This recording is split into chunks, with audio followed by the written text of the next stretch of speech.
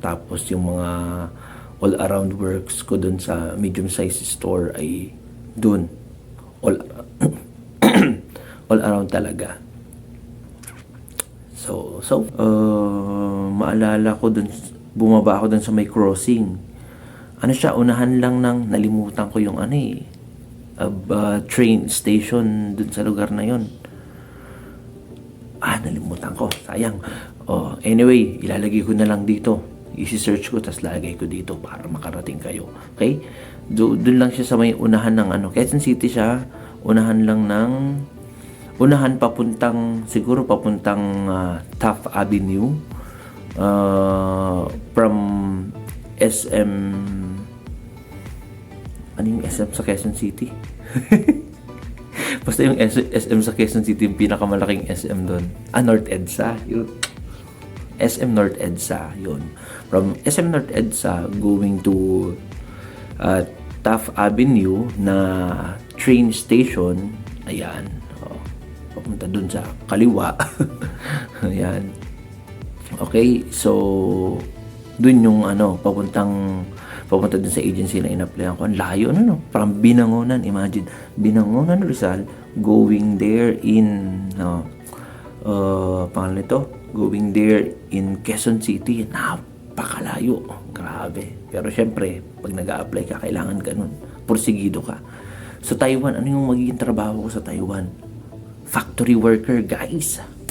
Factory worker, gustong-gusto ko yan kasi yung katawan ko ang hanap lagi kumikilos. Pag hindi kumikilos yung katawan ko, aantukin talaga ako kasi napaka-antukin ko. Ewan ko kung ganun din kayo. Kanya-kanya tayong preference pagdating sa trabaho. Okay, the more na gumagalaw yung katawan ko, the more nagising yung utak ko. Yan. Pero the more na ako'y nakaupo lang, nakaharap sa computer, yun. So, antukin match. Ayun. Kaya ayoko din magturo kasi more on lesson plan, ganyan. Gagawa ka ng lesson, gagawa ka ng grades, sakit sa ulo, di ba? Kaya gusto ko yung gumagalaw ng galaw. Mga production worker, yan. So, saan nga ba? Quezon City. Ang pangalan ng agency namin ay, yan, Jedigal. Okay, Jedigal. Inulax yung aming mapapasukan. Kaso nga, hindi pa pala pandemic noon. Oo, hindi pa pandemic noon. Okay. Sorry. 2019 ako nag-apply doon. 2019 siguro. Mga September to December, ganun. Kasi nag-strike yung pandemic 2020 March di ba? Hindi ako nagkakamali. Mga ganong months. Okay, so okay na ako dun. Grabe yung pag-apply ko dun, guys. Nandun pa ako sa boss ko, dun pa ako nakatira.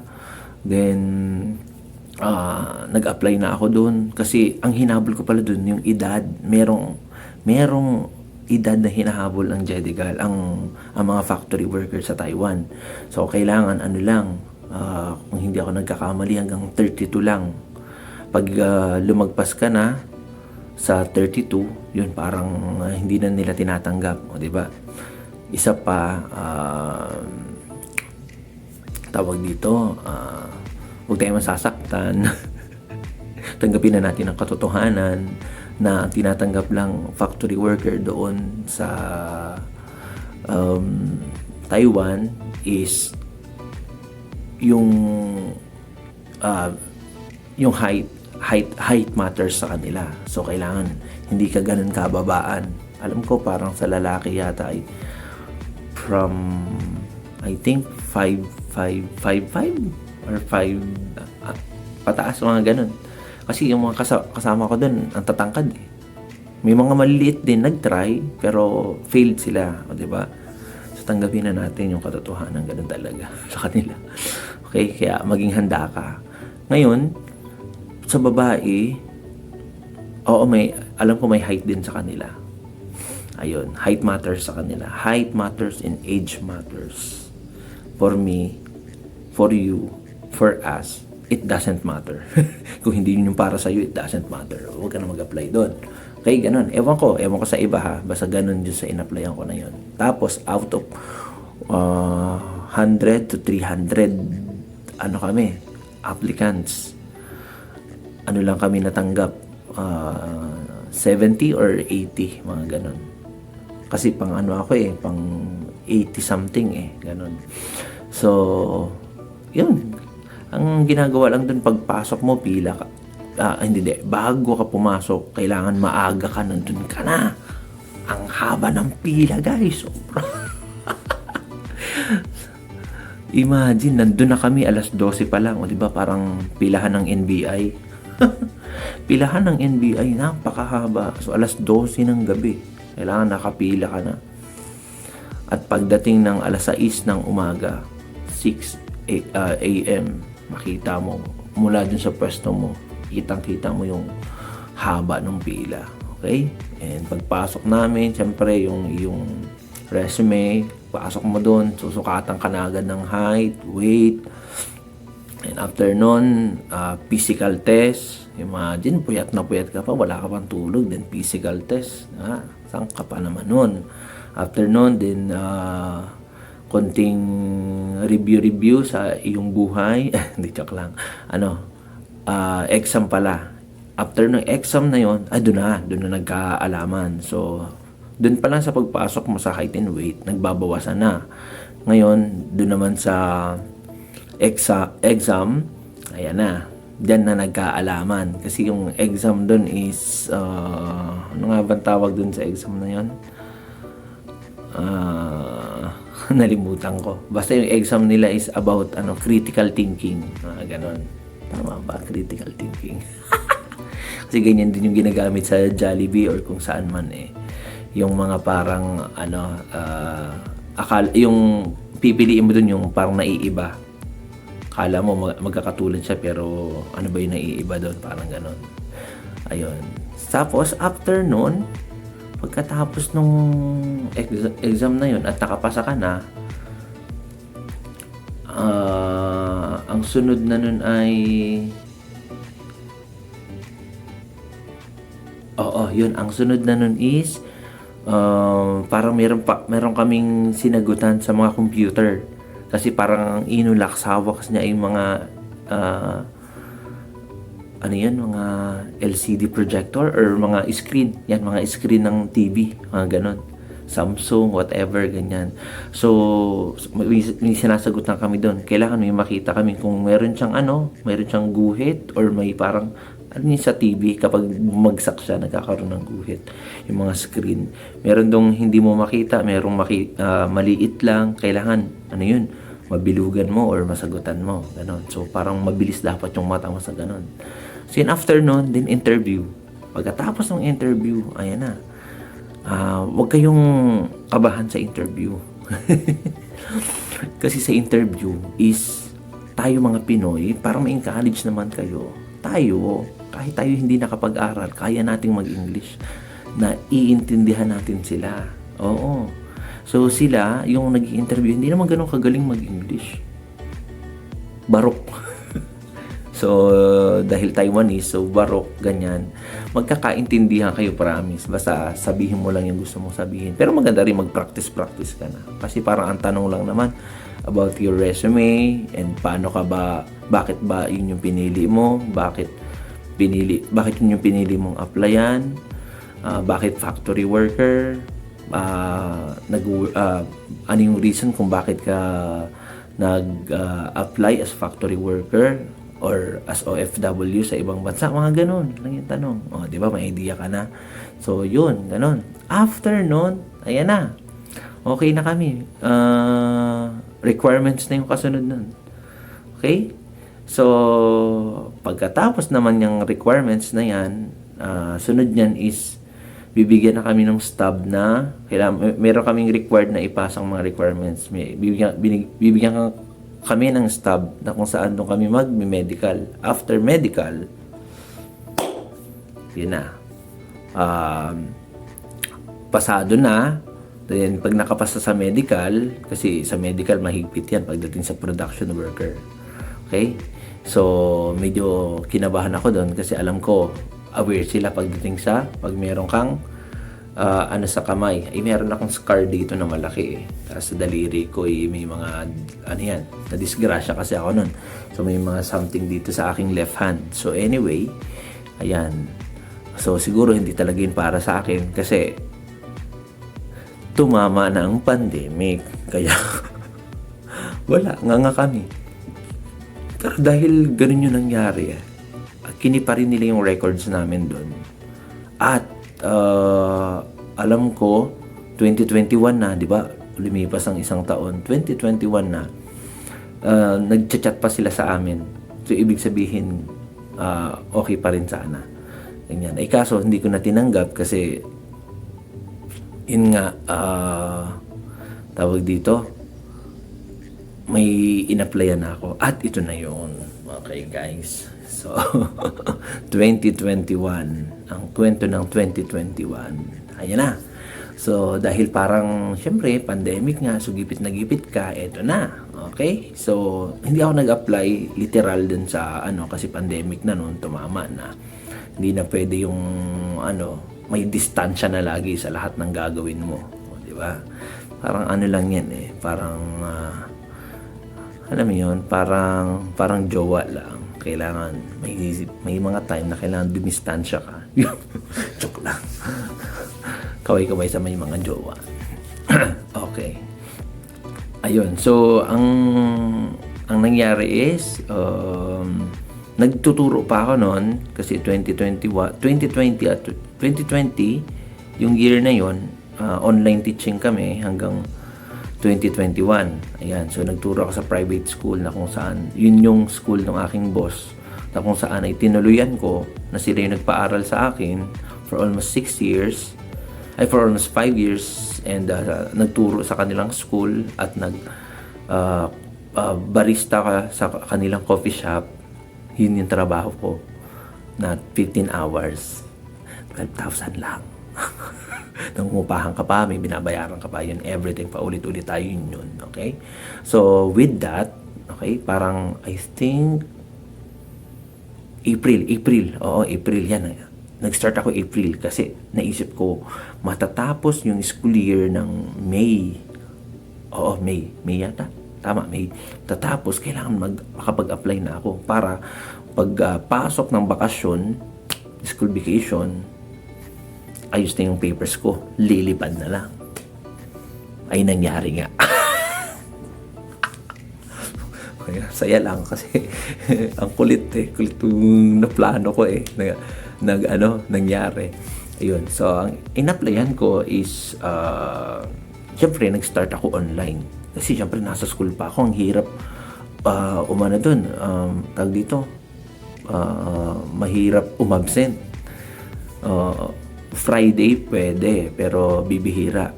Friday, Saturday, Sunday lang yung available. Ay close ang mga office ng Sabado, Linggo.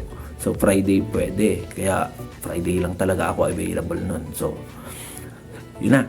Pag-apply ko, eto. So guys, mas okay kasi yun naman yung uso ngayon.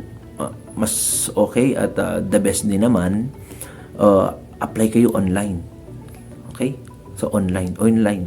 Isa yan sa pinaka-recommended yung online application. So saan nag-a-apply ng online application for OFW going abroad? Number 1 lagi dyan is, sa atin sa Pinas, is work abroad. Yan. Dun sa work abroad, accredited naman sila kasi may mga parts doon na makikita mo kung sila ba'y accredited ng POEA. Nandun lahat makikita mo doon. So, napaka-safe nun. So, ewan ko lang, meron din naman siguro sa Facebook. Ayan. So, pag nilike mo yung mga agency, andun. Pero, ang daming scammers ngayon, kaya ingat kayo. So, work abroad, highly recommended naman yan. Okay? Pero, the best is, mag-research. Okay? So, yun. Naghanapan na ako doon, ano ba yung pwede sa akin? Ano ba yung pwede kong applyan? Ang dami kong in-applyan doon. Sobra, as in. Okay? So, yung una kong na-applyan is parang sa ano ako ma-assign, yung tagagawa ng juice. Ano yun? Mga gumagawa ng Kasi usong-uso dito sa Saudi yung gagawa ka ng mga juice made of fruits. Yan, mga ganon. Mahilig sila sa ganon kasi mainit nga dito. Okay? So, ganon. Then, nung nalimutan ko lang kung anong agency yun. Nung in-applyan ko siya, tinawagan niya ako. Tapos, in-interview na rin dun sa phone. Nagulat siya kasi ako yung teacher. Bakit ka nag-apply, sir, as teacher? Ganito dito, ganyan. Syempre, no choice talaga. Pero hindi ko yung tinanggap. Kasi, medyo may mataas pa na offer doon. Which is, during that pandemic talaga, one of essential is food. Kaya, the best na, yun yung in-applyan ko. Marami kami ganyan, nagkakwentuhan kami. Yung essential dapat ang a-applyan mo pag mga ganun, season. Okay? At dahil doon, nakapag-apply ako as merchandiser. Parang nabasa ko merchandiser or salesman, ganun. Okay? So, our agency is, lagay ko rito. Yan. DLB. Okay? DLB. Hindi ko alam kung existing pa sila ngayon, pero okay naman ang DLB. Wala naman akong masabi doon. Okay? Wala akong masabi doon. Yun nga lang. Sabihin ko sa inyo, yun nga lang. Okay, so DLB, ilagay ko dito. Alright? Then, nag-ikot-ikot ako from that DLB. Ang dami pa doon. Magkakatabi lang sila. Okay? So, lagay ko na rin dito. May nakita ako doon, malapit banda sa Robinson, CDK. O, di ba? So, at kung umikot-ikot ka pa doon at marami kang resume, pwede mong ipasa doon sa mga yon. Okay? So, may mga agent din doon na yun nga lang, babayaran mo sila. Mahirap din. Yung mga kakilala ko na ang nag-process sa kanila ay agent, tapos yung agent na yun, naghanap siya ng matutuluyan mo doon. Pero may mga bayad yung mga yun. Pero, ipapasis ka nila kasi may contact sila sa loob. Yun nga lang, pag may contact yung mga yun sa loob, yung pila namin, na-adjust. Hirap, di ba? Anyway, so, mag-apply ka na lang online. Yun naman yung the best. Ang dami kong kabatch doon na, or kasabay na nag-apply na iba't ibang lugar, guys. So, yung iba, galing pa ng Davao yata. Oo, pinabiyahe sila para lang doon. Tapos, ewan ko lang hindi ko lang sure. Pero, may mga Bisaya Or, sabihin na lang natin siguro na sila siguro yung pinapunta doon, then pasado na, then from that agency, lilipad na sila. Ewan ko lang kung yun Tapos may mga kasabay ako doon ng mga Ilocano. Di ba? Ng mga taga-North. Well, talaga naman. So, hirap na. Tapos hindi ka pa nakapasa. Ay, grabe. Nakakalungkot. Kasi may mga hindi nakapasa. Anyway, ganito. So, yun ay DLB, then application process. Okay din, parang smooth lang. Nakakatuwa. Thank you, Lord, talaga. Pag ako nag-a-apply, napaka-smooth lang lagi. So, yun. So, ayun na. DLB, in-applyan ko siya sa work abroad. Okay, nagpasa ako dun. Sa work abroad, gagawa ka dun ng resume mo, or kung may resume ka, better. Okay? Yun. Tapos, marami dong application. Pwede mong i-save yung mga mga in-applyan. Tapos, ang ganda, nakakatuwa yung work abroad. Kahit ako, i-recommend ko yan sa inyo. Work abroad is the best. Ayan. So, with that, okay, pag-send ko dun sa merchandiser hiring DLB, after 1 or 2 days, nag-email sa akin na man-pooling pala sila. Ayun. So, from that process, okay, interview na pala nung mga time na yon. Kaso nga, Friday lang ako available. Ang hirap. Di sana mas nauna ako dito makarating. Or nakaalis. Kasi almost 2 months kami naghintay bago kami na flight. Okay, kasi nagka-ban dito sa Saudi, Philippines. Nung mga time na yon, kala namin hindi na kami makakaalis. Pero praise God, nakaalis kami. Thank you, Lord. Okay, so yun. So mabilis lang yung process niya. Man-pooling kasi naghanap sila ng maraming tao or mga applicant. Yan. Tapos ito yung nakakatuwa. No? Kasi ganun pala pag man-pooling. Ewan ko lang sa iba. Pag man-pooling kasi kailangan mo ng tao dun sa agency na yun is sinasabi na nila sa'yo yung nag-a-assist. Sasabihin nila sa'yo na ganito yung interview. Ganito lang yung sabihin mo. Ang pagkakamali naman ng iba, itong si Sir paulit-ulit na sinasabi, ang interview lang diyan, ganito, ganito, ganito, ganito. Ito lang yung sasabihin mo, ito. At dahil ito ay customer service, always smile. Oh. Then dun sa pila namin, dun sa interview area, bawat labas ng tao tinatanong nito ni Sir. Tapos kasi malalaman niya kung pasado o hindi eh. Tapos kakamot siya ng ulo. Ano ba yan? Sinasabi ko na nga sa inyo yung sasabihin ninyo at yung bagay na process ng interview. Hindi ba kayo nakikinig? Ayun. Kasi yung mga lumalabas doon, mga lungkot bulog. Ibig sabihin, mga bagsak, mga hindi sila pasado. Ayun. So, habang nagsasalita yun si Sir, okay, nagkaroon ako ng idea. Pag binigyan ka na ng ganun, ng way of, the way you express yourself during interview, i-grab mo na. Yun eh. Siyempre, kapag may nagtuturo na sa'yo na gano'n at alam mo naman na yun yung nag-hire, yun yung nagpa-process ng papers mo at sinasabi na niya, kunin mo na yun. Yun na yun eh. Pag hindi mo yung kinuha at inintindi mo yung sarili mo na ganito, ay wala. Ayun. Kaya ako yung nakapasa because of that. Kinuha ko yung idea na binibigay niya. Kaya pagkatapos ng interview ko, nagpasalamat ako sa kanya. Sado kasi ako. Ayun. So, ano ba? Yung mga kasabay ko, ganito yung nangyari. Dahil kinuha ko yun, okay? Pagpasok ko nun, ismail talaga ako. Hi sir, hello, how are you? Kahit hindi ako marunong mag-Arabic talaga. Ganun. Hi sir, how are you? Dahil sanay naman tayo sa mga kaharap natin mga bata. Mahilig tayo sa mga jolly moments na, yung masaya. Yung kailangan energetic yan. Hi sir, how are you? I am, yun, sinabi ko yung pangalan ko, and yung edad ko, saan ako nakatira in my experience, like this. Yan. Then, medyo inis lang ko ng konti. Actually, my experience is like this, and I work as a sales like that, and I like doing these things. I know the FIFO, first in, first out. Tanong lang sa akin, ilang taong ka na?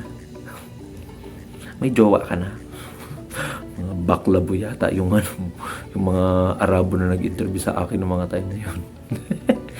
Yun. So, ismile lang kahit kinakabahan ako nun. No? Pawis na ako dito. I-smile lang. Yung kasi yung technique. Okay? Binigyan ka na ng way para gawin mo. Okay?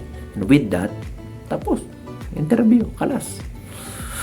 Paglabas ko dun, dahil ako'y masaya at ako'y natanggap, marami ako nakausap dun. Sabi niya, Sir, kumusta? Pasado ka? Sabi ko, pasado ako. First time mo? Oo, first time ko. First time mag-abroad? Oo, first time ko. Sabi niya, ako ex-abroad ako eh. Marunong nga ako mag-Arabic eh. Sa isip-isip ko. Second time, third time mo sa abroad, tapos ba't hindi ka nakapasa? Mas marunong ka pa mag-Arabic. Gigil na gigil siya, sabi niya. Dapat pala, in-Arabic ko na lang. Para at least nakapasa ako. Ayos to sabi, sa isip-isip ko ganun. Tapos may isa dun na Sir, anong experience mo? First time mo? Oo, first time ko. Hala, ba't ka naka-interview? Ang dami namin na-interview. Ayan. Nalimutan ko dun sa requirements. Biometrics ang haba din ng pila. Biometrics, medical, and ano pa nga ba? Basta marami pa. Siyempre, yung mga additional requirements like NBI, PSA, nag-renew pa pala ako ng passport. So, yung mga yun, ang nakakatuwa ng panahon yun, at usong-usong ngayon, yung online. mabilis na magpa-online ka. Magbabayad ka, yes, pero ang bilis ng process. Siguro pipila ka na lang para ma-process ka. Hindi yung pipila ka pa para makapag tawag doon, magpasa-pasa ng ganito, mag-picture ng ganito, ang daming process. So anyway, ganun yung nangyari. So okay naman, smooth yung naging process niya. Ayan. So sabi ko nga, nag-apply ako sa work abroad and agency ko is DLB. Then kung makikita nyo dun sa work abroad, napakarami dong agency. As in, napakarami dun. Pero dun sa DLB, kasi ermita siya, magkakatabi lang din doon ang mga agency. Okay? So, yun. Kung ako tatanungin niyo about agency, ewan ko kung existing pa yung DLB, apply kayo doon, try nyo.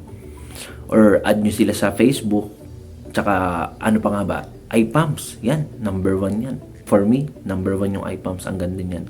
So, meron pang staff house, may CDK, ang dami niyan. So, makikita nyo yan lahat dun sa work abroad. And,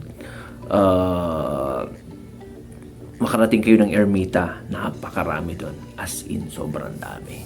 Alright? So, ganun yung nangyari.